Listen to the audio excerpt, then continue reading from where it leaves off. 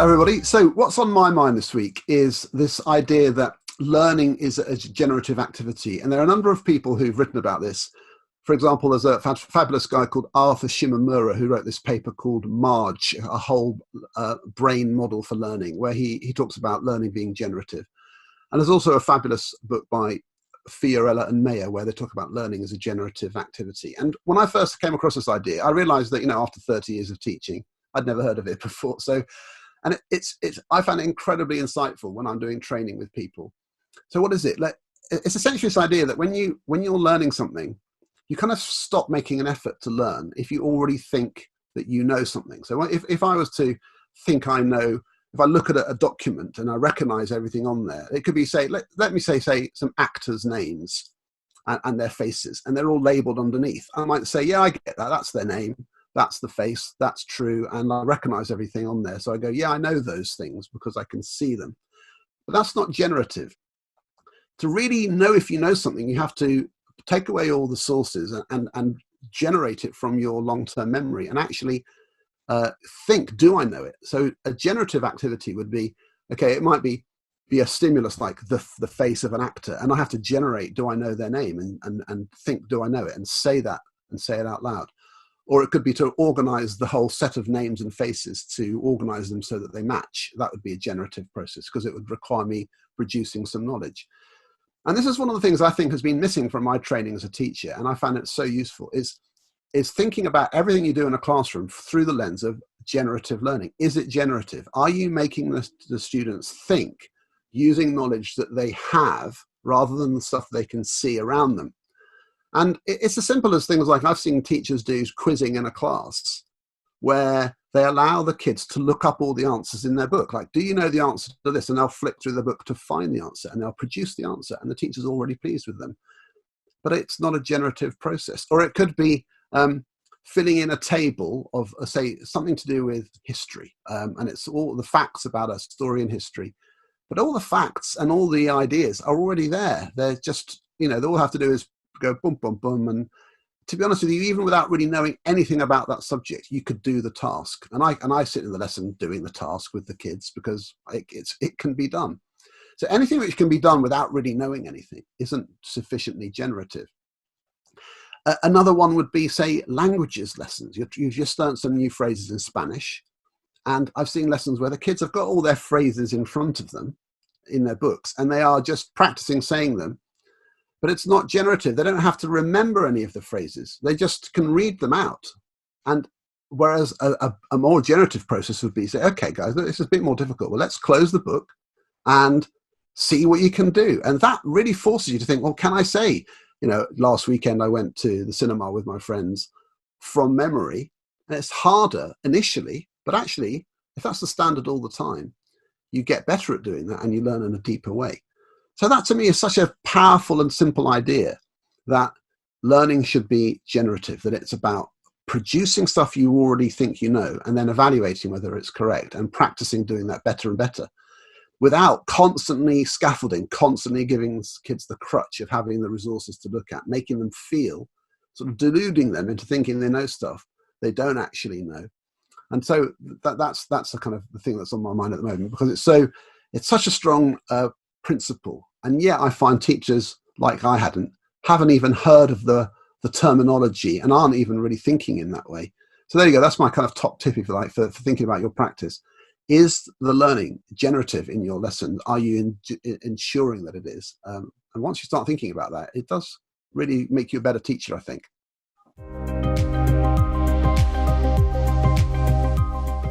Hi, Emma here again. I'm going to talk about something that is on my mind, definitely on my mind this week, because it stopped me from doing something. I had a door slammed in my face.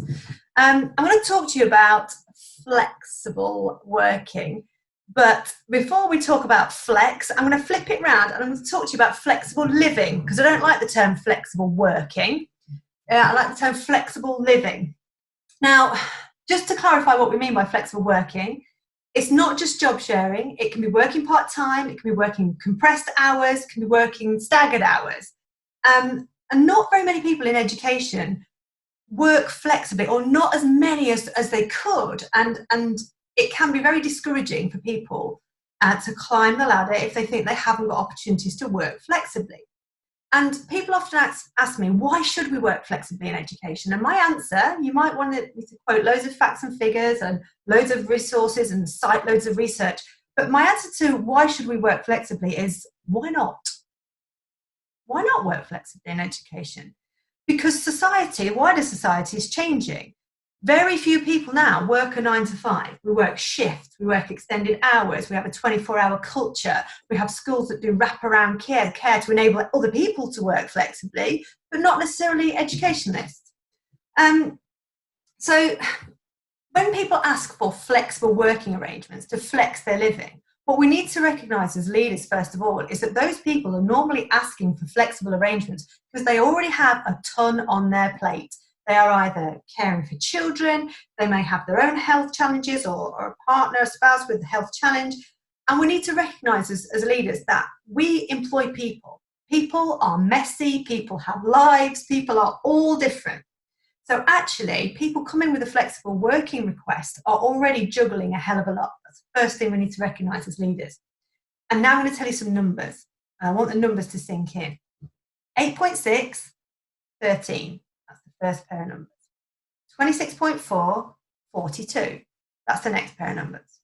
8.6 is the percentage of men who work flexibly in education compared to 13% in other areas of work in the UK. 26.4 is the percentage of women who work flexibly in education compared to 42% of women outside of education.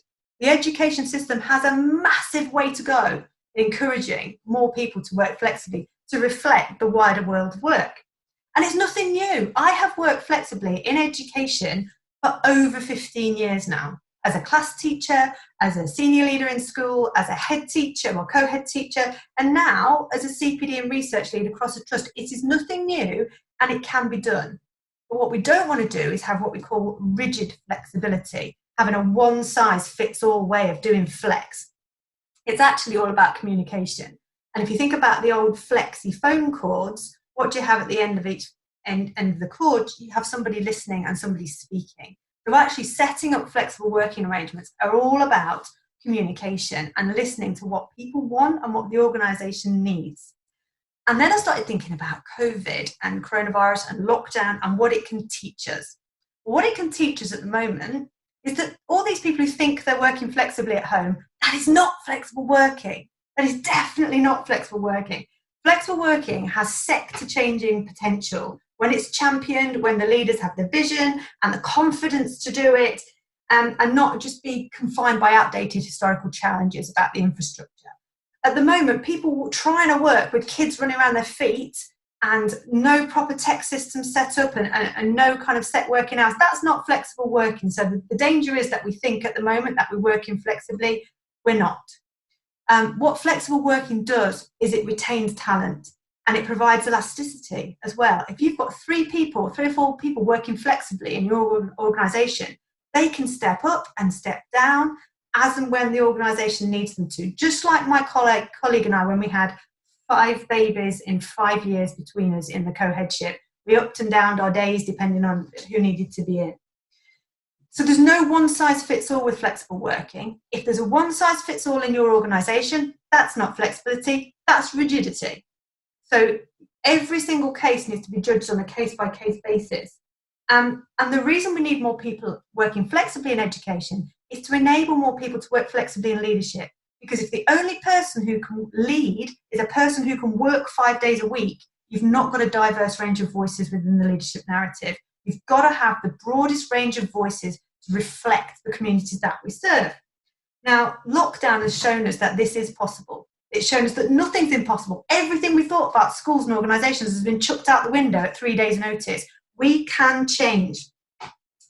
And it's not, some people think that flexible working is risky. It becomes like a little bit of a house of cards. But actually, if done really, really well, it's not a house of cards. It's an absolutely winning hand for the organisation because you retain your talent, you build an elasticity because flexible working is not forever. You can change your contracts, you can up your days, down your days, change your roles, do whatever.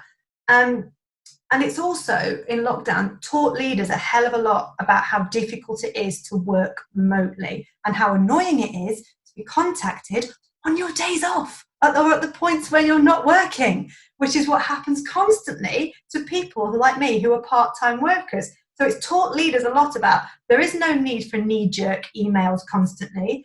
It is impossible to work and to get emails back to people at a moment's notice when you're already dealing with the busyness of your life. But what it has done as well, the lockdown, is immerse people in digital CPD. We have a profession now completely immersed in digital CPD, which provides massive, massive potential for developing flexible working practices, and we need to capitalise on that. There's a potential for an online revolution and a flexible working revolution. There's also been an increase in trust. The trust that goes on because our leaders can't see what we're doing when we're working from home in a lockdown, but actually, funnily enough, the work's all still got done because we are a profession of professionals who can be trusted to get our work done. We don't necessarily need to be on site for everything. It still gets done.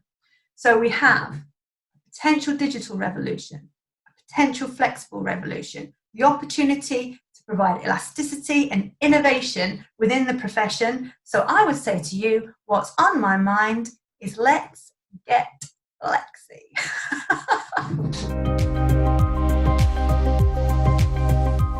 I'm absolutely delighted to introduce our next guest, who is an absolute shero of mine. She is the CEO of the Chartered College of Teachers, and it is Professor Dame Alison Peacock. And I'm going to have to sit back just for 10 seconds and gather myself, because she's actually here while Tom asks the first question. Yeah, huge welcome, Alison. It's really fantastic to have you with us. I've been looking forward to talking to you for ages. Obviously, we've got so many things we could talk about, but I'm particularly interested in the Chartered College of Teachers and its existence and what it's for. And bearing in mind that some of our listeners, viewers are from the US, so they might not exactly know what it is. I think just as a sort of opening question, just to get you to kind of tell people what it does and what you think its main sort of function is in the education world. Okay, thank you. Well, I'm really pleased to be here. It's the Chartered College of Teaching, both of you. Not the Should we start again? I think we maybe should. Thank you, because I'd quite like to get the name right. Do you know what the worst thing is, Alison? Just wait there. This is actually in my eye line. Well, I said it. Oh, there you go. It should be behind you instead of that clock that says 3 o'clock. Put it in front of me now to say it. That's quite a good. That's quite a good thing to do, isn't it? Because why? That's obviously significant, then, isn't it? It's the Chartered College of Teaching, and that's important, isn't it? Yeah. So tell us what it's all about. So the Chartered College of Teaching is a professional body, and we are committed to raising the status of teaching in England, but not just in England. We're very keen to have a global outlook because we believe that teachers too often don't have a say in terms of policy. They're not listened to as much as they might be in terms of what goes on in terms of school decision making. And so we want to really, as I say, raise the status and raise the calibre of teachers. So we're offering the opportunity for teachers to study to become chartered teachers and also for leaders to become chartered leaders. And this is really about making sure that our professionals are aware of issues such as the cognitive science, issues around research that's been published over the last number of years, making sure that these things translate into practice in the classroom and that they ultimately support the development of teaching across the piece. So how is it? One of the things I get asked sometimes, because I often go to places and say, you should join a Chartered College of Teaching, and people say to me, what's the difference between that and the trade union? So that's the question I get asked. So I thought, well, and sometimes I think I don't give a very good answer to that. So how do you see them being separate from the sort of the trade unions? Yeah, so in other professions, it's really, in this country, it's certainly quite usual to have a Royal College, and the Royal College of that profession would be setting the standard, if you like, and accreditation for an ongoing professional life. as it were. And so we've got unions that work with our teachers in this country, and I would be the first person to be talking about, you know, the importance of joining a union. But that's a union is really focusing on your rights and your workforce conditions, and of course they do also support CPD. But a chartered college is about your professional career. It's about how you build a portfolio over time that enables you to be the best qualified teacher that you can be, and also gives you recognition for that, and then also provides that voice on pedagogy, on research, on evidence, which is almost always equivocal. But you know, that whole conversation about what can we reliably say that we know makes a difference in our classrooms, and how can we amplify that? So that's the role of the professional body. We don't see ourselves as a CPD provider. Ultimately, we will be the standard setter. We would be the ones that would accredit CPD, and we've currently got a project that we're working through with the Wellcome Trust, and with Sheffield Hallam and with David Weston of the Teacher Development Trust, where we're looking at how can we quality assure CPD. But also, as I say, this notion of building a career pathway right from the very earliest days, so that you know what you're talking about when you're in the classroom and you can reflect on that. And you're not subject to all of those edu myths that were circulating around a number of years ago, that people kind of spoke about as if it was research, but of course it never was. No, and they're still there, aren't they? So Emma, what's been your connection with the Chartered College of Teaching so far? Absolutely loads, really. I was lucky enough to be nominated for fellowship by Sam Twistleton, great friend and colleague of Alison's. And I also use it an awful lot with my early career colleagues, because I work a lot with NQTs and teachers in the first 5 years of their career. And like you say, there's a wealth of information out there which you could get completely lost in, completely drowned by, and with no sense of actually how to curate what's the best and what's not. And the idea of kind of quality assuring is very reassuring when you're providing your own CPD, because you can look at the resources that are on the Charter College and know that they are right. And also you can confidently direct other colleagues to the resources that are on there, knowing that they are absolutely first class. And I'm constantly falling over myself telling my colleagues, if you do one thing in the first few months of joining the profession, either as a trainee or, you know, in your first job, join the Charter College, because they are your friend, they are your advocate, they are your CPD quality assurer, they are the kind of the voice of the profession. And the more I get involved with the Charter College, the more I realise how much I've missed it, or missed having that sort of thing throughout my early career. And throughout, there was nothing. So how's it? I mean, I'm interested in how it's going, because I was aware of its sort of early stages, lots of debate around what it should be and who should be responsible for it. What's your sense of how it's going in terms of its progression as a body? It's quite new, isn't it? Yeah, so we're just over 3 years old, but we're now independent of government funding, and I think that was a really significant point. So at the end of March, that funding came to an end, and we are able to be self-sustaining. So we're very keen that we maintain the independent stance. I think, to be fair, you know, we've tried right from the very beginning to embody the notion of being apolitical, because that feels really important. So we try really hard to sort of stand above the ideological debates. We recognise there's always going to be a plurality of voices, a plurality of views, and actually, I've been an educator all my life, and I love talking about education. It would be very boring if we all agreed over everything. There are certain areas where the evidence is pretty strong, and so areas like early reading, you know, being able to teach and use phonics as a way of learning to read. This pretty much, the debate has been won in that space. There are lots of other areas of education where that might not be the case. And it's a case, I think, what we try to do is to provide the evidence in a way that colleagues can engage with. We don't dumb it down, but we're trying to encourage the debate, but also enable the debate to be an informed debate, as opposed to a debate just based on opinion. It's a mixture of the two. Tom, do you read you're a member, first of all, Tom? I am a... Oh, boy. the badge as well. Yeah.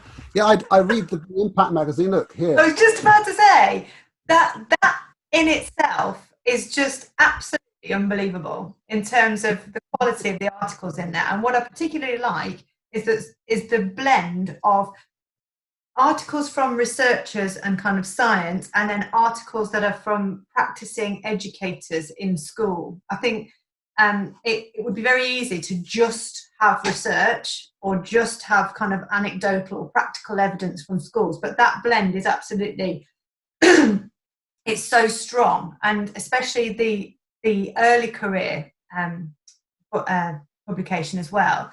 As soon as my early career colleagues get their hands on that, they're hooked. I was like, that's the quality you're looking for. I think it's, for me personally, as someone who's no longer a practicing teacher, obviously, I think it's brilliant to feel the sense of teaching as a profession coming through those journals.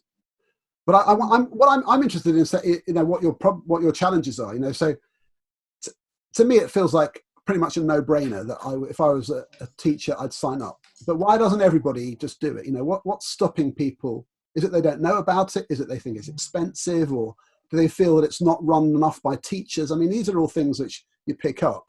What's your sense of that kind of those issues that you're wrestling with? So I think it's probably a combination of all kinds of things. I think there's something in the teacher psyche that says, I work really, really hard. I'm quite happy to spend my own money buying Pritt sticks for my class, but I don't feel I need to spend money on my own professional body.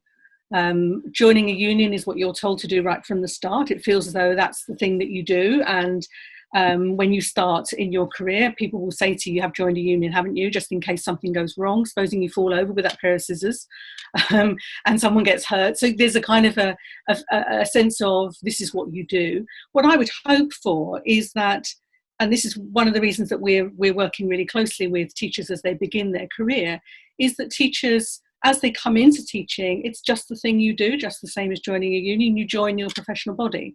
So we've just established an early career hub on the Chartered College website. It's being promoted this week, in fact. And this is an area where we're really keen that, particularly this year, with teachers having missed so much of their training, are able to go online to engage in conversations. We've got nearly 200 video clips of classrooms with real children in them. Who knew? Where we can encourage people to reflect on what they're seeing and how that might impact on their own practice.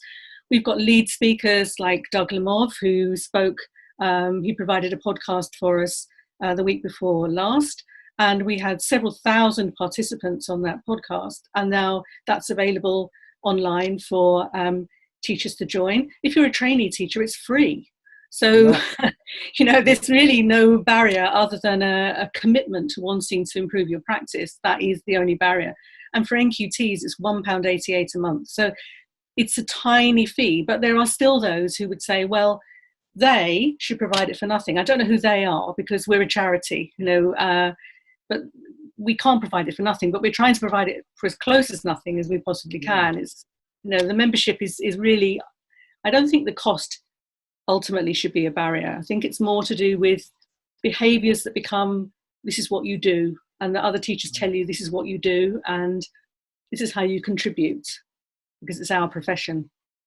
Would you find, do you find that people you meet, like, does everybody know about the COT or the CCT or the Chartered College of Teaching? Do you think it's growing, widely known enough? It's definitely growing, and I think that anybody who's involved in initial teacher education is getting that word out there. So I think that the next wave of early career teachers coming through will be much more well versed in what the college can do for them throughout their career. But I do think, unfortunately, there is in certain sectors of the teaching profession, there's a little bit of sniffiness about it. And I don't know what that's caused by or why. And I wish it wasn't there.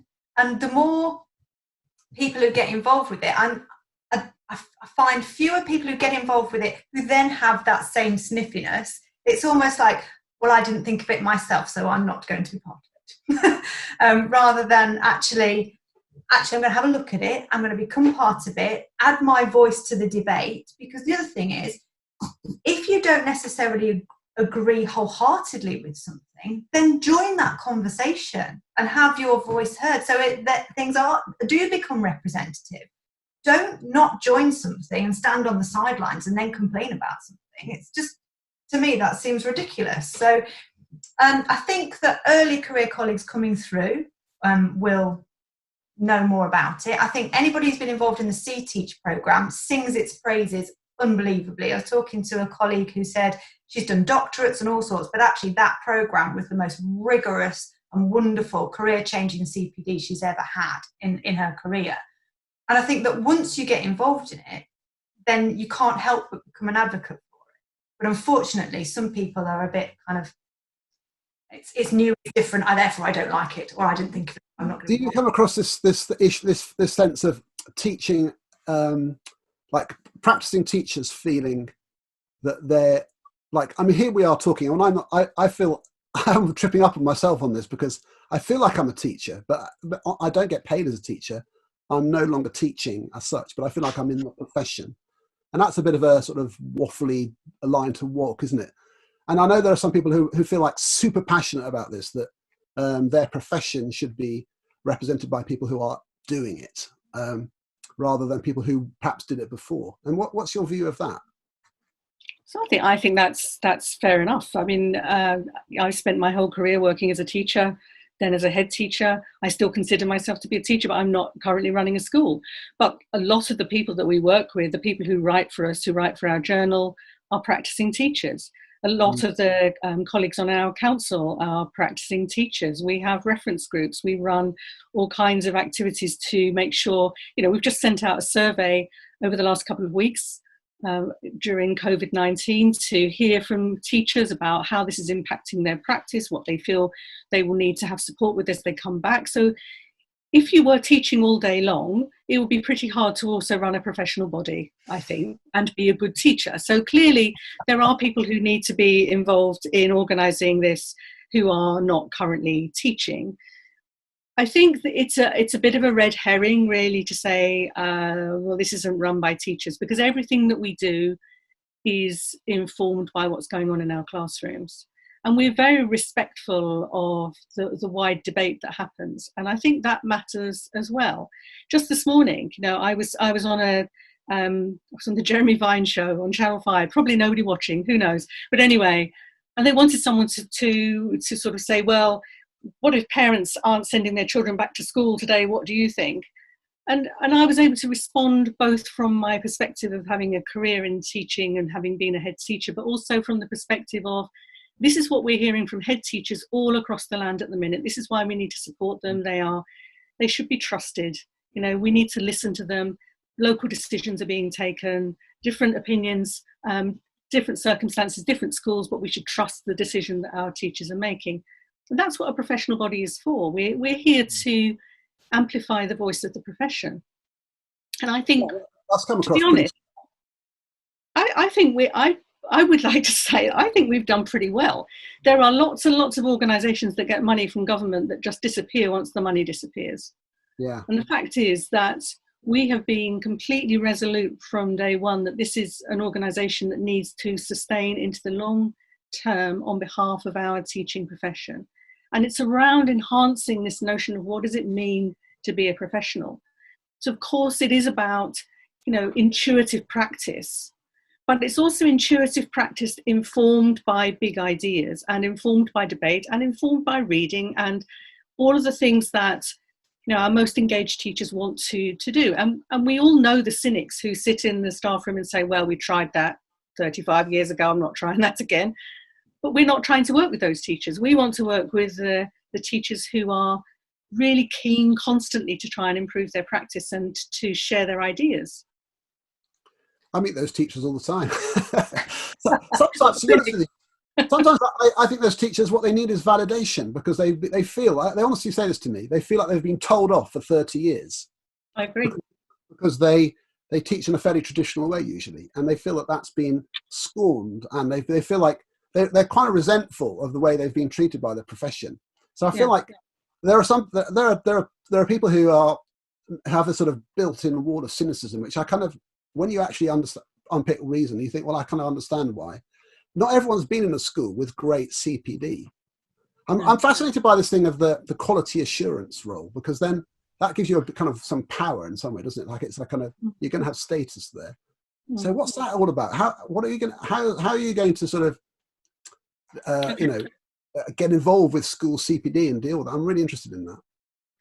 Okay, so there's two things. The first is that the chartered status that we have developed is a really rigorous assessment framework, actually. And to become a chartered teacher, you have to be assessed against your professional knowledge, professional behaviours, professional principles. And the assessments include examinations as alongside video capture in your classroom, alongside a sort of viva that you have where you're explaining what you've done to develop your practice. So you can't become a chartered teacher by just going up in the loft and getting down a few things that you did a couple of years ago and saying, look what I've done. You know, it's not a portfolio-based approach at all. It's directly linked to your practice in the classroom. Now, that framework is one that we want to hold on to the assessment for, because we believe that we can then maintain a really high standard. But we don't have to provide the face-to-face training for that. We can enable other people to do that. So already we're starting to work with providers across the country who are going to be running the Chartered Teacher Programme. If we weren't in lockdown, they would have been doing it now, but we've just pushed that back slightly. The same is true for the Chartered Leadership route. So ultimately, we will be the body that provides the accreditation. Then what we can start to do is to talk to other providers, maybe places like Ambition, who are providing really high quality CPD. And we can say to them, where is the read across with what we would need to be able to see for a teacher to become chartered, whether they're a chartered leader or a chartered teacher? Is there something that if you do an MPQ that you can do another couple of months' work that means that you can provide the evidence that's needed, that you can do those assessments and then become chartered? So essentially what we're doing is we're saying you can take these programs and you can provide another layer, which then means that we've really rigorously assessed your capacity to say that you could become a chartered teacher. And what we're doing alongside that is also working with other organisations to decide how best, and this is piloted at the moment, but how best can we help CPD providers to make sure that they are adhering to the kinds of qualities that we outlined in the recent DFE work on teacher professional development that David Weston led on. I was a member of that group. How can we best enable the system to do this? So we're developing this at the moment, but the aspiration is that nobody in the future goes to another day's course and all they can come back with is say, well, the lunch was good. That's just a waste of everybody's time and money. It really is. Go on, Emma.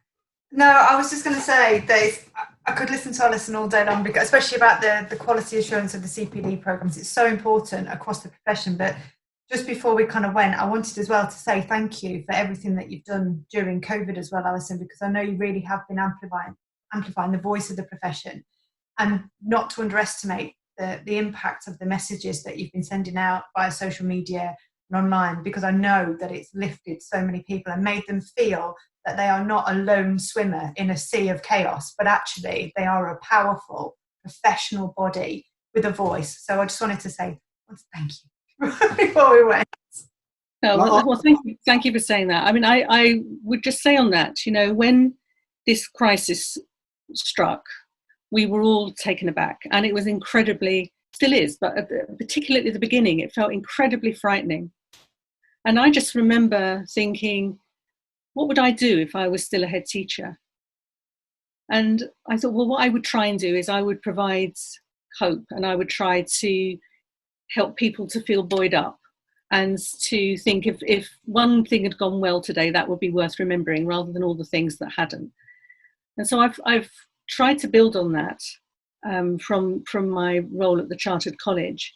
And I think people have appreciated it. And that's alongside the work we did with ITV around the Britain Get Talking. There was a mental health campaign that coincided very well, where they were asking for people to submit videos. You did one yourself, Emma.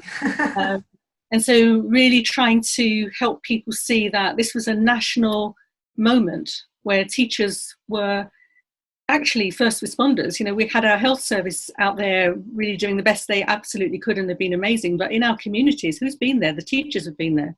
They've been giving out food, they've been providing resources, they've been trying the very best they can and not taking any break to do that. So I felt it was an important moment. I still think it is an important moment, actually. But thank you for that. Definitely. No, well done. Thank you very much. And thanks for coming on the show. It's been a real honour to have you with us. So thank you. Thank you. Oh, what an interview with Professor Dame Alison Peacock. I could listen to her and talk about the Charter College forever. Everyone knows I'm a massive fan of the Charter College of Teaching, and it was really interesting to listen to your reflections on that, Tom. So what were your thoughts? Yeah, I think she's fantastic. I have to say I'm very impressed with her. And I thought the way she, is aware of the issues around the college and what it's trying to do is fantastic. I've always been a big admirer of her since she was a head teacher and one of the early kind of executive head teachers running a group of schools. And she wrote this great book, Learning Without Limits. And the whole culture she developed in her school. So for me, when someone has sort of walked the talk in their own school, I just think that for me commands a huge amount of respect. And I've always felt that about her. But I do think there's a sort of political dimension with the college, which, I think is really interesting. It's representing teaching, the whole of teaching. And of course, there's a political structure there and there have been debates around that. And I think those will continue.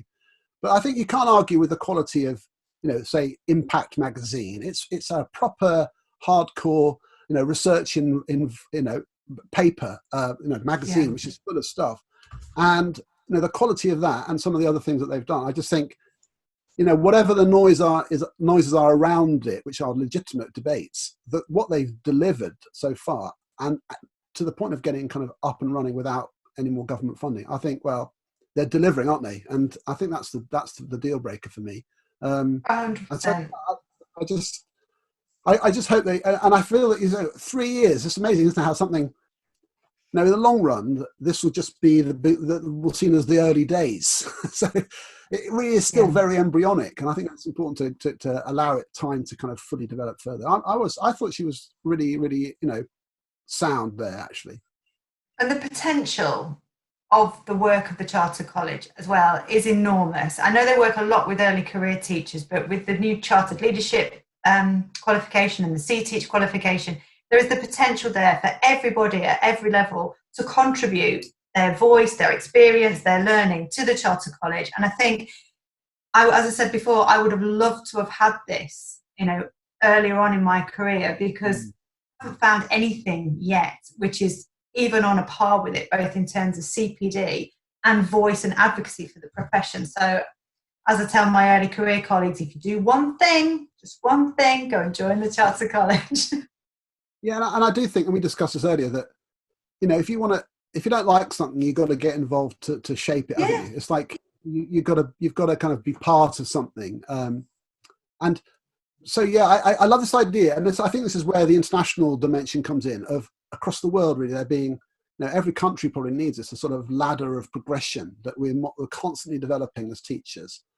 I personally, I'm not so bothered about the status aspect, because I think I don't think that matters so much. It's more what that signifies in terms of real learning and real rigor. So as long as those things have got teeth to them, like it's got to mean something to be a chartered teacher. It's got to mean something in terms of rigor. So that if you're if you're wearing that badge, it matters. Anyway, I was encouraged, and I think she's a great advocate for teaching generally. So lovely to talk to her. Oh, I absolutely adore her and the work of the college, but that's well.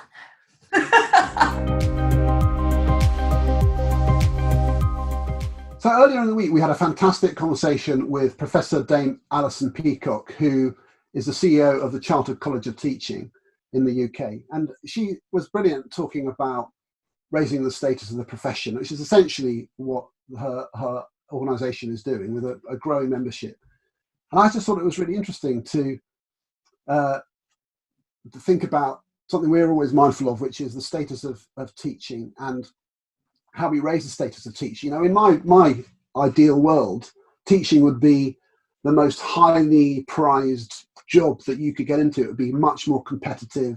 every job that you applied for would be a very competitive field, and it would be one of the go-to professions for graduates. And the truth is, it just isn't like that at the moment. And we need to think about that. And I think her mission to have these sort of standards which make teaching have a kind of a set of kind of benchmarks which allow professional development to be an ongoing process throughout the career is really, really great. So I think this is a really good beginning. And I think that the more the language around knowing what all the different thresholds are permeates into the system, the better. So a lot of teachers haven't really done anything to formalize their status as a teacher beyond their NQT, their new qualified teacher status, and becoming qualified. After that, you might do a master's in something, but often it's not related to teaching. So for me, I think it's exciting that the Chartered College of Teaching is promoting this sort of these standards as part of a wider mission to raise the status of teaching, which is something which we all need. In fact, society needs it generally. Of course, there are other things which are probably outside of their control, like teachers' pay and conditions, which are hugely important as well. But one thing we can control is our set of, what does excellent teaching look like, and helping people to continually improve through, research, engagement, training, qualifications, and so on. So and that was my take. So I thought it's great, and she's so passionate about it all. So it's great to have someone like her who is the kind of the advocate and the leader of that organisation. Yeah, I think the fact as well that the CTEACH, the Chartered College CTEACH qualification, is about retaining excellence in the classroom. That in itself raises the status of teaching. That it's not the gold standard in teaching to be a leader, that actually the gold standard of being a great teacher is being a great teacher in the classroom. And I think that the championing of retention of great teachers in the classroom is a great piece of work and a great focus for the Chartered College. But also the fact that they are trying to raise the status of the profession more widely as well, not just within the profession, but the perception of the profession in the media, within government, absolutely everywhere. Because although we're one of the research will tell you we're one of the most trusted professions, we're also one of the professions that gets bashed the most, because everybody thinks they can teach, because everybody's once been a pupil in a classroom or has got their own kids. And one of the, I'm not going to say plus sides, there's no plus sides to a lockdown and to a global pandemic, but one of the things that's been highlighted during this period is just how difficult teaching is. And I think lots of parents who are having to home educate and lots of people who are watching people wrangle with that have actually recognised that it's a real skill, it's an art, it's a profession, it's not just something you can do. So the college is obviously trying to raise the status of the profession, and they were kind of instrumental in adding teachers to the list of people who were being thanked for their efforts during that. Because there's still, for some reason, that myth that out there schools were shut. Yeah, I know, exactly. Still open. It's absolutely crazy. So just that work as well with the media and with the general population about actually teachers work really hard. It is a profession. It is something you can't just pick up and do.